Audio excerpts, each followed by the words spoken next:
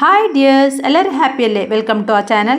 പ്രത്യേകിച്ച് ഒരു പരിചരണവുമില്ലാതെ നമ്മുടെ തൊടികളിൽ ധാരാളം വളരുന്ന ഒരു ഇനമാണ് പപ്പായ. പപ്പായ പഴുത്താൽ പിന്നെ അതിന് കൂടുതൽ ദിവസങ്ങൾ എടുത്തു വെക്കാനും പറ്റില്ല, പെട്ടെന്ന് കേടായി പോകും. ചിലർക്ക് അതിന്റെ മണം ഇഷ്ടമല്ലാത്തതുകൊണ്ട് കഴിക്കുകയുമില്ല. പപ്പായ വെച്ചൊരു ജാമാണ് നമ്മൾ ഇന്ന് ഉണ്ടാക്കാൻ പോകുന്നത്. ഒരു നല്ല പഴുത്ത പപ്പായ എടുത്ത് അതിന്റെ കുരുവും തോലുമെല്ലാം മാറ്റി പൾപ്പ് മാത്രം എടുത്ത് മിക്സി ജാറിലേക്ക് ഇട്ട് നല്ല ഫൈനായിട്ട് അരച്ചു.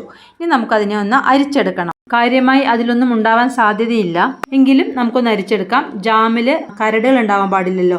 ഇതിനൊരു നോൺ സ്റ്റിക്ക് പാനിലേക്ക് ഒഴിച്ച് നമുക്ക് കുറുക്കിയെടുക്കാം. ഒട്ടും വെള്ളം ചേർത്തിട്ടില്ല കേട്ടോ, എങ്കിലും എത്ര ഡൈല്യൂട്ടഡ് ആണെന്ന് നോക്കൂ. തുടരെ ഇളക്കണം, അടിക്ക് പിടിക്കരുത്. നമ്മുടെ ജാം തിളച്ചു തുടങ്ങിയിട്ടുണ്ട്, പുറത്തേക്ക് നല്ലപോലെ തെറിക്കുന്നുണ്ട്. കൈ സൂക്ഷിക്കണം, കയ്യിലേക്ക് തെറിക്കാനുള്ള സാധ്യതയുണ്ട്. ഇത് കട്ടയാവേണ്ട ഒരു ലക്ഷണവും കാണുന്നില്ല. സ്റ്റവിൽ നിറയെ തെറിച്ചിട്ടുണ്ട്, നമുക്കത് തുടച്ച ശേഷം തുടരാം. ഇപ്പം നമ്മുടെ ജാം തിളയ്ക്കുന്നതിന്റെ രീതിയൊക്കെ ഒന്ന് മാറിയിട്ടുണ്ട്, ചെറുതായി ഒന്ന് തിക്കായി വരുന്നുണ്ട്, പുറത്തേക്ക് തെറിക്കുന്നതും കുറഞ്ഞിട്ടുണ്ട്. ജാം കുറച്ച് കട്ടിയായി തുടങ്ങിയിട്ടുണ്ട്, പാനിൽ നിന്നും വിട്ടുവരുന്നു. നമുക്കിതിലേക്ക് 1 ടീക്കപ്പ് പഞ്ചസാര ഇട്ട് തുടരെ ഇളക്കാം. നമുക്കറിയാലോ, പഞ്ചസാര ഇട്ട് കഴിഞ്ഞാൽ ജാം വീണ്ടും ലൂസാവും, വീണ്ടും തെറിക്കാൻ തുടങ്ങും. നോക്കൂ, ഇപ്പോൾ ജാം നല്ലപോലെ ലൂസായിട്ടുണ്ട്, സ്റ്റവിൽ മുഴുവനും തെറിച്ചിട്ടുമുണ്ട്. ഇതിലേക്ക് 1/4 ടീസ്പൂൺ വാനില എസൻസ് ഒഴിക്കുന്നുണ്ട്. നിങ്ങൾക്ക് ഏത് എസൻസ് ആണോ ഇഷ്ടം അത് ഒഴിക്കാം. പപ്പായയുടെ സ്മെൽ ഇഷ്ടമില്ലാത്തവർക്ക് വേണ്ടിയാണ് അങ്ങനെ ചെയ്യുന്നത്.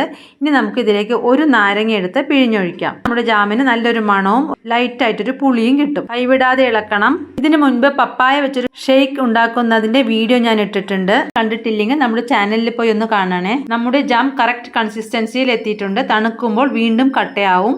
അപ്പോൾ നമുക്ക് സ്റ്റവ് ഇപ്പോൾ സ്വിച്ച് ഓഫ് ചെയ്യാം. ഇനി മുതൽ പപ്പായ വേസ്റ്റ് ആക്കരുത്. പപ്പായ പഴുത്താൽ ഇതുപോലെ ജാം ഉണ്ടാക്കി നമുക്ക് കുറേ കാലത്തേക്ക് സൂക്ഷിച്ചു വെക്കാം.